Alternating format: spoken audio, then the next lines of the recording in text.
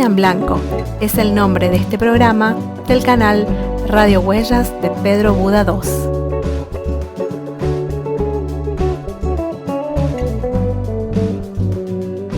Bienvenidos al episodio 28 de Página en Blanco.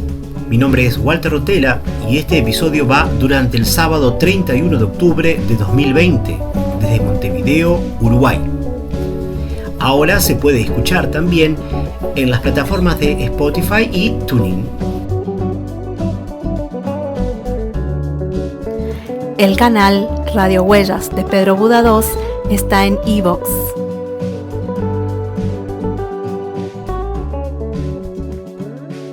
Hoy tenemos un episodio algo especial. Sí, compartiremos la primera parte de una extensa entrevista con el director ejecutivo del primer Festival Iberoamericano de la Palabra Online, el señor Patricio Rojas. Y en la segunda sección del episodio podremos escuchar la entrevista con el autor, como es costumbre en este programa.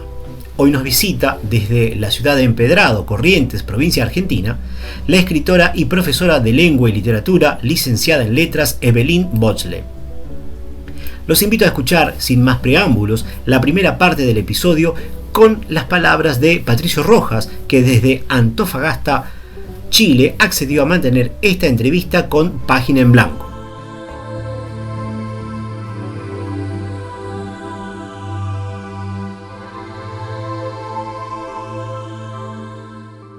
Estamos en contacto con el señor Patricio Rojas, que además de presidir la organización de la Feria Internacional del Libro, FILSIC, en Antofagasta, Chile, ahora también está como uno de los responsables de la organización del primer Festival de la Palabra Online.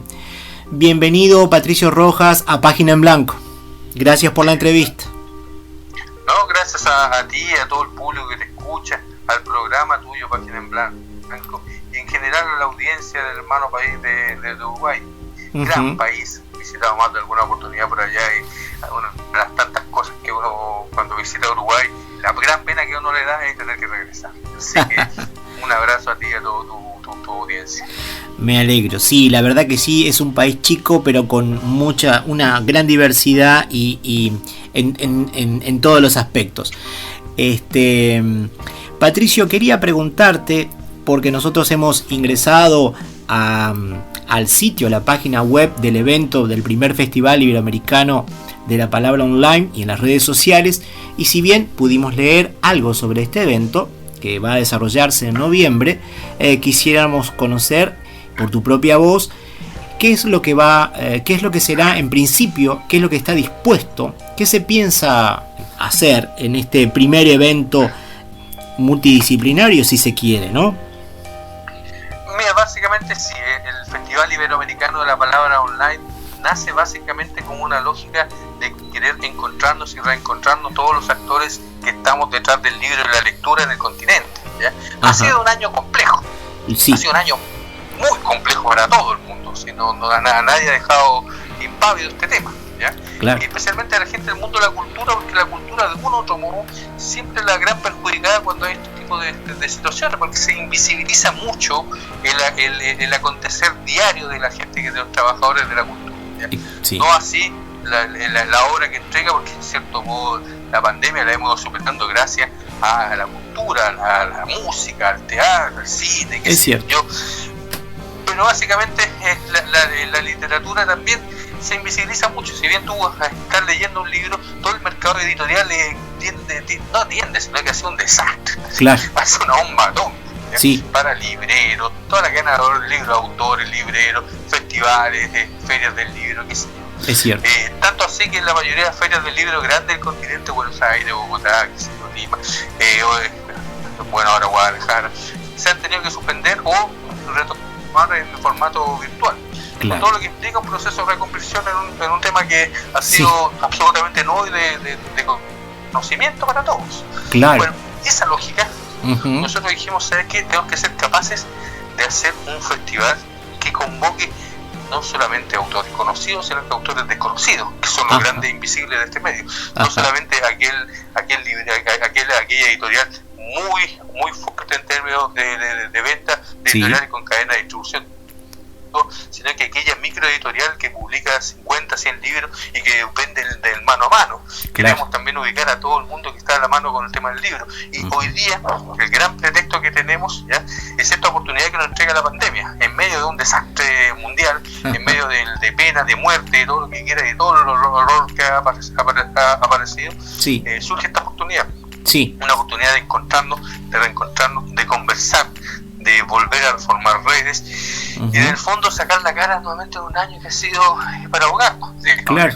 Y nace este festival con esa lógica. Bien. Vamos a tener conversatorios, charlas, exposiciones, vamos a tener seminarios, vamos a tener en muchos temas en torno a la industria editorial, pero también mucha participación de autores en conversatorios con autores, en conversatorios con poetas conocidos o desconocidos, en recitales poéticos, en charlas de presentación de libros de autores conocidos o no conocidos, también vuelvo a esa redundancia. Claro. Entonces vamos a tener un sinfín de actividades en torno al libro que se van a ver complementadas y coronadas, como digo yo, con varias actividades de otra expresión artística que viven de la mano también del libro. Claro. Lo buscan como pretexto. Por ejemplo, el cine, ¿ya? Vamos a tener ciclos de películas, de cortos, vamos a tener obras de teatro, todo lo complejo que es mostrar el teatro a través de plataformas audiovisuales. Vamos a tener mucha música. Mucha música. Bien. ¿Ya? Entonces, va a ser un encuentro, creo yo, inédito,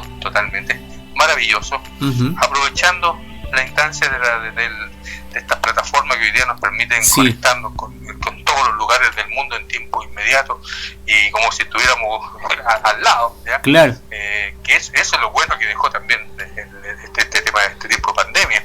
De abril hacia atrás nadie hablaba ni de Zoom, ni de Meet, ni de ninguna cosa no existía en nuestro... Tuvimos que aprender. Lógica, ¿ya? Hoy día son parte de nuestra lógica totalmente. Sí. Y de hecho vinieron a quedarse. Sí. O sea, no dudemos que todas estas plataformas y todas estas cosas de ahora para adelante van a ser pan nuestro de cada día, porque nos acerca, nos une, nos conecta y no nos impidiendo como sea toda la limitancia que son los gastos de traslado. Claro, que es una de las cosas comunes, ¿no? Que a veces los escritores o editoriales pequeñas tienen esos inconvenientes para trasladarse de un país a otro, ¿no? ¿Verdad? Totalmente. O aparte, mira, respetar, nosotros somos parte y queremos y valoramos mucho las ferias del libro internacional. Nosotros hacemos una gran feria del libro, la FILSIC, Feria Internacional del Libro Psicosur en Antofagasta, Chile, que hoy día es la feria del libro más grande que es en nuestro país, con la desaparición de la Feria del Libro de Santiago. Es una gran feria, ¿ya? Claro. Como más de 8.500 metros cuadrados, 200 qué sé yo, es grande, 160.000 personas. Es grande, ¿ya? Pero también, bueno, hay un monstruo como la Feria del Libro de Buenos Aires, Bogotá, Lima, Asunción, ¿cómo se llama? La Feria del Libro de La Paz, la Feria del Libro de distintas latitudes de La Habana, para que te digo. Pero todas las ferias del libro tienen un ente común en general, que es la territorialidad. ¿Qué refiero yo con territorialidad? La Feria del Libro, su lógica de instalación es para cubrir una necesidad o acercar al territorio que tú estás. La gente, si la Feria del Libro de Montevideo es para la gente que vive en Montevideo. Es cierto. Que se instalen temas internacionales, fantástico. Conversatorios, lleguen y hay algunos temas internacionales, algunos de mucho peso, en otras de menos peso quizás, pero es básicamente por esa territorialidad. Siempre, Buenos Aires igual, Bogotá igual. Nosotros en esta plataforma dijimos, nuestra territorialidad va a ser la no territorialidad, va a ser la lengua española, nuestro territorio. Por lo tanto, no circunscribirse a un lugar específico, sino que darle la puerta pero absolutamente para todas las propuestas. Y ha sido tan asertivo eso que hicimos, que estamos llenándonos de propuestas. De España llegaron un montón de propuestas, de México ha llegado un montón, de Argentina, de Chile, de Paraguay hay un montón de propuestas, de Colombia, hay de Guatemala, de Honduras. Oye, de verdad que está bien, está bueno. Como dice, ¿sabes qué? Parece que le achutamos, no sé, le dimos justo con el palo, al gato. Había una necesidad quizás también, ¿verdad, Patricio? Sí. Encontrando en un evento internacional de reconocimiento y que todos tuviéramos podido estar ahí. Sí, hay esa instancia. No sé si será lo mismo el otro año. A lo mejor este año obedece a una lógica de contingencia. ¿Ya? A lo mejor el otro año ya no es necesario hacer esto. No sé, capaz que sí.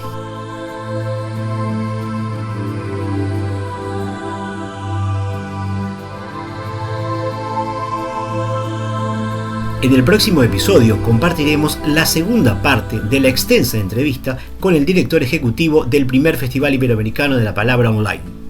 Mientras tanto, los invito a visitar la página del evento. Les pido que busquen en Google Primer Festival Iberoamericano de la Palabra Online.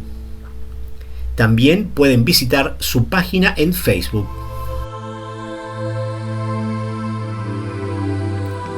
Página en Blanco es el nombre de este programa del canal Radio Huellas de Pedro Buda II.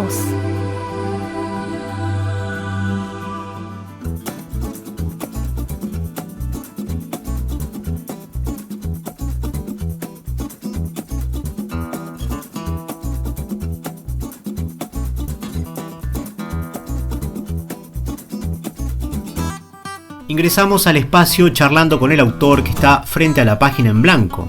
Hoy nos visita desde Corrientes, Argentina, la poetisa Evelyn Bosley. Nació en la ciudad de Empedrado, provincia de Corrientes, en 1979. Se desempeña como docente, pues es profesora de lengua y literatura, licenciada en letras. Es profesora de nivel superior. Escribe textos narrativos y poemas. Según hemos podido leer desde el 2010, comparte la lectura de sus textos en eventos literarios y artísticos de la provincia de Corrientes y otras de la región. Sobre eso le estaremos preguntando en breve. El primer libro que publicó salió en 2018 y se titula Como un vestido caliente. Fue publicado por Semántica del Desequilibrio. En 2019 publicó Calzado para Dama en editorial de acá, de Villa Mercedes, provincia de San Luis, Argentina. Hay comentarios muy interesantes sobre los poemas, pero no quiero reproducirlos porque buscamos en este espacio las palabras del autor. Y por eso le preguntaremos a la empedradeña Evelyn Bosley que nos vaya contando sobre su escritura. Además, podría decirse que es una buceadora de las nuevas letras, y eso lo digo por su rol en la lectura y selección de textos para la colección Como el agua de Moglia Ediciones, presentada en la 10ª Feria Provincial del Libro de Corrientes este año 2020, tema sobre el cual también le estaremos preguntando en este espacio. Bienvenida a Página en Blanco, Evelyn. Hola Walter, ¿qué tal? ¿Cómo estás? Te agradezco primero por el espacio, por tenerme en cuenta, por invitarme. Obviamente mando un saludo a toda tu audiencia y bueno, acá estamos. Gracias. Bien. Bienvenida entonces. Me gustaría que en primera instancia nos hables sobre tu proceso creativo, sobre cómo vas llevando tus ideas a la página en blanco. ¿Cómo es ese proceso? Nada más. Y nada menos, ¿no? Bueno, nada más y nada menos. Bueno, yo creo que en realidad las experiencias y las emociones van guiando las ideas, y no al revés, digamos. ¿Sí? Siempre ocurrió que siempre escribí mucho, ¿no? Sí. Pero hasta que luego aprendí a reescribir, y entonces es como que ahí entendí un poco mejor cómo respetar mi propia manera de hacer las cosas. Por ejemplo, que no todo lo que se escribe, lo que yo escribo, digamos, puede reescribirse o revisarse, o que no todo lo que escribo tiene que mostrarse sí o sí. Claro. Y hay escritos que simplemente salen y que quedan ahí, que tienen que quedar en ese lugar íntimo. Y por supuesto que no todo es para publicarlo tampoco, lo veo yo de esa manera y lo siento de esa manera, ¿no? Claro. Eso es con respecto a mi experiencia, ¿no? A mi proceso, pero o sea, tengo un montón de escritos, de cosas que nunca mostré, que jamás mostraría, digamos, pero claro, entiendo que eso tiene que ver conmigo. También comprendo que los procesos son muy particulares, y entiendo que también se respeta el camino del otro, digamos, ¿no? Que no solamente, no todos escribimos de la misma manera, sino que no todos hacemos el mismo recorrido en cuanto a esto de escribir y de editar y después de decidir publicar, digamos. Hay gente que no reescribe y es algo magnífico, porque vos lo ves escribir un texto y ya está hecho y bueno, o sea, bueno, yo no tengo esa suerte. Porque te preguntaba por eso justamente, porque hay específicamente poetas, poetas uruguayos que he entrevistado y que me decían, no, la poesía se larga y ya está, no hay reescritura, no es como el cuento, entonces hasta lo ven casi como una traición modificar, pero cada escritor, cada autor es diferente. Por eso te preguntaba, incluso hay otros autores que hacen una reescritura permanente de sus trabajos. Permanente e infinita. Y sí. Sí. Por ahí capaz voy. Pero es muy interesante también escuchar a los otros decir eso y también respetar eso y admirarlo, ¿no? Porque es algo que bueno, que forma parte de su proceso, y como te digo, esto es algo para mí que tiene que ver más con las emociones y que cada uno tiene sus propias experiencias, que lo poético es algo muy experimental y que por eso es que cada uno hace su propio recorrido, digamos. Claro. ¿Cómo surgen los temas que abordas en tus trabajos literarios? Los temas, es decir, hay una temática en el primer libro, por ejemplo, lo que publicaste, y en el segundo hay cierta relación, pero ¿cómo surge? Sí, claro, porque hay yo en realidad no siento que abordo temas, más bien creo que tanto los temas como los aspectos o los espacios y todos los elementos que aparecen en la escritura forman parte de justamente de eso, de las experiencias, de mi contexto, de mi forma de ver las cosas, de mi forma de andar por la vida y bueno, que es inevitable que, por ejemplo, aparezca, qué sé yo, algo que tenga que ver con mi trabajo porque es parte de mi vida, con mi trabajo como docente, ¿no? O que una experiencia con mis perros, por ejemplo, con los perros con los que vivo, sea un disparador para un texto. Claro. Me parece algo completamente lógico, pero no es que yo lo busque, sino que es como algo que ocurre y a partir de ahí entonces surge, ¿no? Me parece que esas cosas que te van pasando y que de alguna manera te impresionan es lo que te lleva a escribir sobre eso, entonces. Claro, que me pasaron hace 20 años, hace 25, hace 30, qué sé yo. Claro, sí, está bien. Puede ser, sí. Si bien tus publicaciones en editoriales son recientes, ¿cómo fuiste dando a conocer tus escritos? ¿A quién o a quiénes? ¿Cómo fue ese primer mostrar ese trabajo, eso que escribiste? Bueno, acá yo vivo en Empedrado, en un paraje en realidad, y Empedrado es un lugar, si bien es una ciudad por la cantidad de habitantes que tiene ahora, en los últimos años, en realidad tiene un aspecto muy, muy de pueblo. Y acá lo que tenemos cerca es Corrientes, y lo que está cerca de Corrientes es Resistencia, de Chaco, ¿no? Sí. Entonces, en la ciudad de Corrientes y en Resistencia, gracias al trabajo constante y arduo de algunos colegas, cada vez hubo más espacios de intercambio cultural.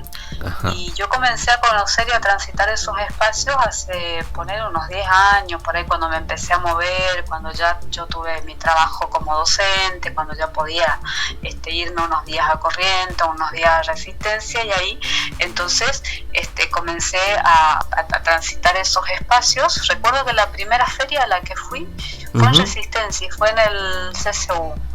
¿Sí? Me acuerdo así como una lectura, una mesa de lectura, por ejemplo, y gente leyendo sus textos, ¿no? Bueno, después festivales de poesía en Corrientes, en Resistencia, claro. Diferentes encuentros donde se promovía la lectura de los textos, ¿no? Aparte de la propuesta de mostrar los libros, Ajá. y de la oportunidad de comprarlos y venderlos, que también era algo muy interesante, comprar el libro de un autor que esté ahí, digamos. Claro, ¿no? sí, sí. No de los grandes clásicos que sí. yo conocí cuando estudié el profesorado, ¿no? Claro. Entonces, para mí fue algo muy impactante, ¿no? Eso. Claro. Y empecé a conocer gente que tenía ese gusto, ese interés, esa pasión por la lectura y por la escritura. Claro. Que no era nada más que se montaba un evento para vender el libro, sino que lo que de circulaba intercambio. de repente eran los textos. Claro. Los textos mismos, eran las voces de los mismos escritores leyendo, claro. compartiendo claro. lo que ellos estaban escribiendo. Claro. Es decir, es como si el libro hubiera, de repente salido de la vidriera, de la librería y se pusiera a caminar por ahí, por entre esos locos que estaban ahí leyendo, claro. lo que estaban haciendo. Qué interesante. Entonces hasta podíamos participar nosotros, los que todavía no habíamos publicado nada. Claro, ¿entendés? claro. Y de repente el escritor no era solamente el que había publicado 10 libros o 20 libros. Y cuando te digo 10 libros o 20 libros, no estoy exagerando. Claro. Había gente que sí. Hay gente que ha publicado 20 libros. Claro. Yo no sé cómo lo hace, los admiro profundamente, te juro. Entonces, pasa eso, ¿viste? Claro. Hubo como un cambio acá en nuestra zona que fue muy importante para nosotros, ¿no? Claro. Qué bueno. Ahora había gente que escribía, que no había publicado nada. Ajá. ¿Sí? Que no había publicado ningún texto en ningún libro, ¿no? O ningún texto en ninguna antología, que sin embargo tenía la oportunidad de participar de la Feria del Libro, claro. de un festival de poesía o de cualquier otro evento, claro. que se organizara acá en la zona. ¿Sí? En Formosa también, por ejemplo, que claro. queda un poquito más lejos, pero sí. cuando tuve la oportunidad, bueno, fui. Claro. ¿Sí? Así que eso es interesante porque de repente a veces una pregunta que surge es ¿quién es el escritor? ¿El que publicó? ¿El que escribe? Eso es interesante, cómo definirse, quién define al escritor, ¿no? Es decir, ¿es por lo que publica o por lo que escribe? Es interesante, ¿no? Claro que no soy yo la persona que va a responder eso, por supuesto que no, pero yo solamente cuento mi experiencia claro. y que fue así como muy impactante, digamos. No, pero me parece que justamente, es decir, tenemos una impresión, como tú decías, de que el escritor es aquel que publicó 20 libros y me parece que es un poco distinto, hay mucha gente, lo dice Marisa Robles, de que de repente hay gente que no publicó nada y deja de ser un escritor por eso. Se publica cuando ya falleció y deja de ser un escritor por eso, ¿no? Capaz que no. Y gracias a estos espacios que promovieron nuestros colegas, parece que no. Entonces, claro. Hay que pensarlo desde ese punto de vista. Entiendo. Sí. Y después otra cosa que ocurre también es, al ver todo este movimiento, que hay gente que está trabajando hace años, o sea, yo digo 10 años porque hace 10 años que lo veo. Claro. Entonces, por ejemplo, yo que soy docente de profesorado de lengua, por ejemplo, en Saladas y en Burucuyá, sí. Habilitar espacios, convertirnos, sí que tenemos ganas y tiempo, ¿no? Lógico, claro. Porque el tiempo también es el docente. Fundamental, sí. Bueno, este es un año particular, pero sí. Pero todos los otros años fue muy interesante y muy, digo esta palabra y no estoy exagerando, emocionante, armar jornadas de lectura, claro. Literaria con los estudiantes, invitar autores, invitar gente que lee, gente que escribe, claro. y armar esos espacios, habilitar 2 días en una semana, en un año, para que pase eso, digamos, en un instituto terciario donde se está estudiando lengua y literatura, por ejemplo. Es un encuentro no quedarnos nomás nosotros a que nos inviten, ¿viste? Claro, a eso me refiero. No quedarme yo sentadita acá a esperar a que me inviten porque yo escribí tal cosa y porque yo publiqué 2 libros, sino que voy a ir también yo a militar algún espacio, por más pequeño que parezca o que sea. Entonces, como para contribuir también, porque esto es algo que se construye entre todos.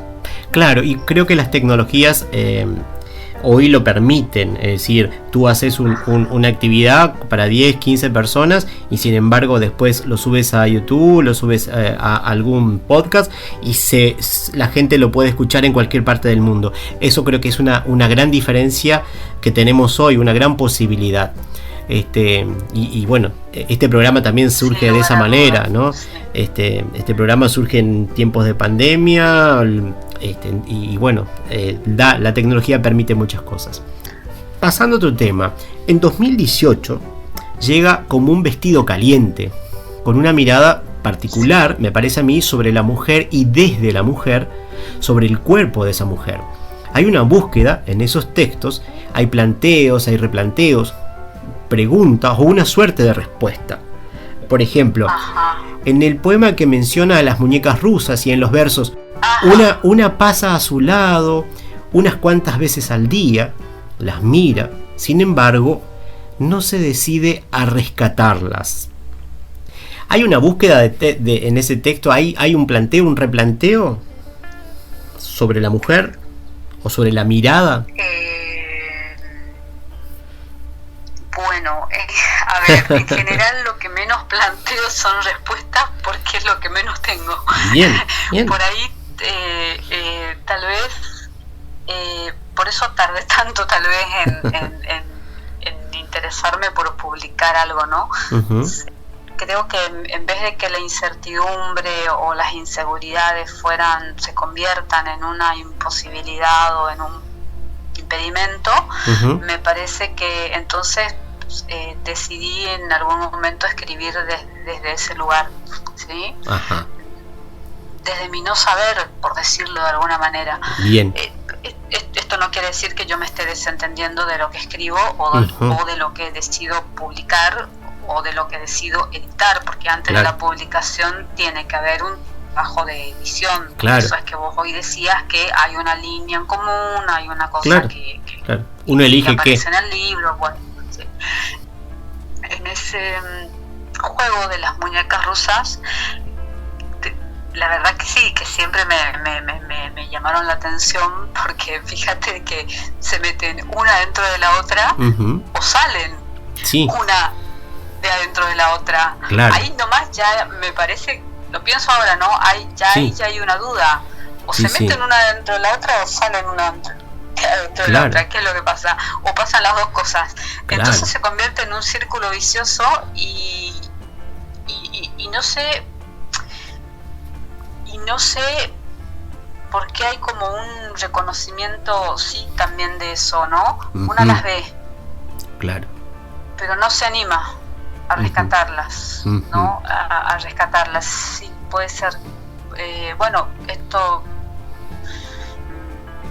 El lenguaje también es polisémico siempre, ¿no? Es decir, lo que uno quiere decir y lo que el otro interpreta, siempre hay una distancia, una diferencia, ¿no? Es decir, yo me imagino en que de repente en esos versos ver a las mujeres salir a caminar y andando en la vida, y de repente de ver situaciones y no rescatarlas también, más allá del caso particular de las muñecas rusas.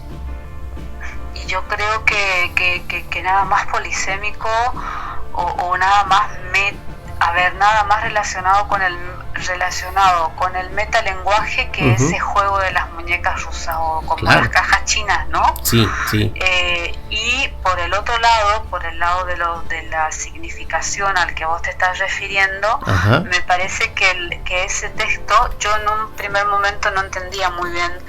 Fíjate vos cómo ocurre esto, que como un vestido caliente, yo decía, este texto de las muñecas rusas no sé si va acá, decía yo, y era como que iba y no iba. Después, bueno, fue, pero es como a mí me parece ahora que es el texto que hace que este libro se conecte con Calzado para Dama, que es el libro siguiente. Claro. Que ahí claramente sí hay un cuestionamiento sobre el cuerpo de la mujer, pero claro, a la jaiteba, digamos, y bien mucho más directo, más mucho directo, más jugado. Uh-huh. La pregunta que venía no es la que voy a hacer, pero tiene que ver, has nombrado a Vestido Caliente, lo hemos nombrado, entonces tras leer los poemas, ¿no? Yo me pregunto, ¿qué es un vestido caliente? Porque, ¿no? Es decir, ¿qué es un vestido caliente? Yo me pregunto, esa es la pregunta. ¿Qué es un vestido caliente? ¿Qué sería? Justamente, ¿no? Es decir, ¿cuál es la lectura que hace? Por un lado es un vestido, uh-huh. Sí, lo tengo que responder yo. Sí, claro. Por un lado un vestido es algo que te cubre. Sí. Y por otro lado es un vestido caliente, que es algo que te está quemando. Y si te está quemando es porque algo, o sea, a ver, que algo te queme es algo que causa algún daño, digamos. Uh-huh.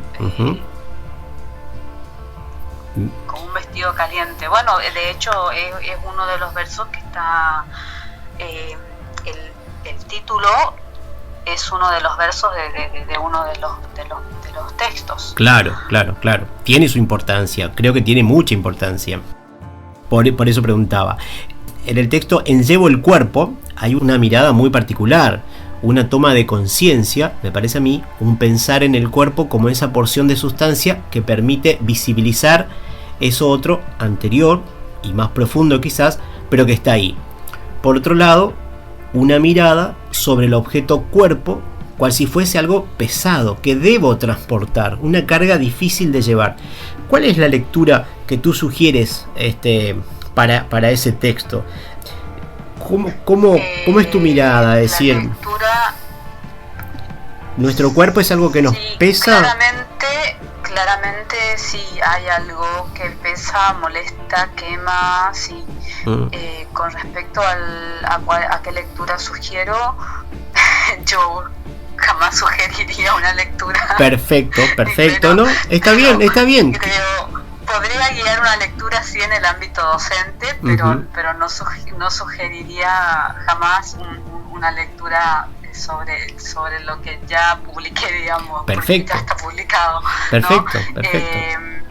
Pero insisto, eso no quiere decir que a la hora de leer un texto o de conversar con un entrevistador como vos, o de publicar un texto o un libro, yo vaya con la irresponsabilidad de que no sé lo que escribo o ni por qué escribo, sino que, a ver, yo creo que hay un camino que hace el libro, que hace el texto, mejor dicho, sí, para llegar al libro, y luego cuando una vez que está escrito, ponele, en mi caso, reescrito, editado, publicado, ya fue. Claro, está bien. Por eso de ser mi libro, y yo me quedo con uno o dos ejemplares del libro. Está bien, por eso te preguntaba, porque justamente, es decir, varios autores me han dicho que justamente una vez que se escribe, una vez que se publica en realidad, queda libre y cada uno interpreta, porque es lo que pasa. Es decir, cuando tú publicas y te escuchas comentarios sobre el texto, las miradas son diferentes, es decir, lo que cada uno va a interpretar es diferente, porque cada uno, desde el lugar donde se para, tiene una cosmovisión y a partir de ahí hace su lectura. Pero por eso preguntaba, es decir, hay gente que prefiere darle un horizonte de sentido a lo que hace, pero creo que en poesía y creo que en textos literarios eso no se da, es decir, siempre se está buscando a ver qué más da, en definitiva, ¿no? Es decir, vos hablabas de la polisemia, sí. Y ¿no? Yo hablaba de las experiencias, sí, como gente que escribe, entonces ahora podemos hablar de las experiencias de la gente que lee. Y esas experiencias tampoco son siempre iguales, digamos. Puedes también leer un libro hoy y dentro de 3 años ese libro no va a ser el mismo. Exacto, sí. La literatura misma tampoco va a ser la misma hoy que mañana. Claro. De hecho, no lo fue nunca para ninguna escuela literaria, para ningún grupo literario, para ningún movimiento artístico. Claro. Es inevitable que haya pluralidad de significado, digamos, y eso es maravilloso también. Claro. Bueno, debido al tiempo que dura el programa, yo necesito terminar esta entrevista por acá, y hay mucho más por preguntarte, así que te voy a convocar para una próxima entrevista, pero te voy agradeciendo muchísimo que hayas permitido que tu voz llegue a Página en Blanco. Gracias a vos. Como siempre, agradecemos la permanente colaboración de Silvia Carolina Medina. Los temas musicales de cortina y fondo son This is a Jazz Space de Midnight North y Run One Down de Dan Lebowitz. Esto fue Página en Blanco, programa de radio Huellas de Pedro Buda II desde Montevideo, Uruguay.